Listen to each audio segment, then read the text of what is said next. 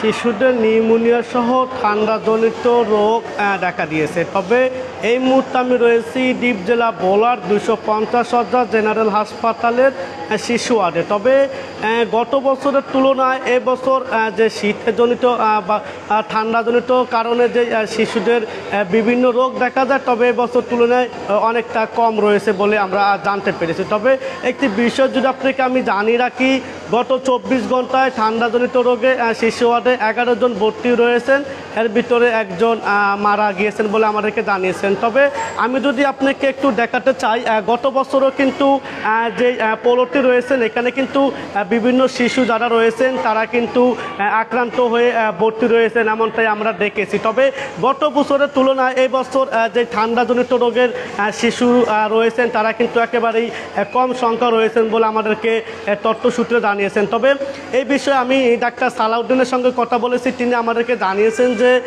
ঋতু পরিবর্তন হওয়ার কারণে শিশুদের নিউমোনিয়া সহ ঠান্ডাজনিত রোগ দেখা দিচ্ছেন। তবে এখানকার যে শিশুর যে স্বজনরা রয়েছেন তারা যদি প্রতিনিয়ত তারা শিশুদের খেয়াল রাখেন কিংবা যে তারা যদি গরম আবহাওয়ার ভিতর রাখেন তাহলে কিন্তু তারা সুস্থ থাকবেন বলে আমাদেরকে এমনটা জানিয়েছেন। এই সময় যখন ঋতু পরিবর্তন হয় তখন কিছু ভাইরাস, যেমন রেসপিরেটরি সিনজিনাল ভাইরাস বলে আমরা ডাক্তারি ভাষায়, আরও কিছু জীবাণু বৃদ্ধি পায়। এই জন্য আর যেহেতু টেম্পারেচার অনবরত চেঞ্জ হয়, কখনো ঘাম হয়, কখনো ঠান্ডা লাগে, এই জন্য এই সময় রোগটা বাড়ে। বিশেষ করে ভাইরাসগুলোর প্রাদুর্ভাব বেশি হয়, এই জন্য বাচ্চারা নিউমোনিয়া জনিত এবং ডায়রিয়াতে আক্রান্ত বেশি হয়।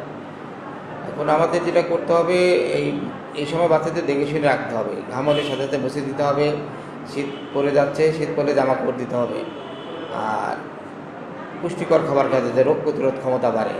আর ডায়রিয়া প্রতিরোধের জন্য সাবান দিয়ে হাত ধুতে হবে, মা বাচ্চা দুটোকেই সাবান দিয়ে ধুতে হবে। মারা দেখা যায় যে হয়তো পায়খানা পরিষ্কার করে ওইভাবেই খাওয়াইলো তাকে, ফলে জীবাণু ঢুকবে।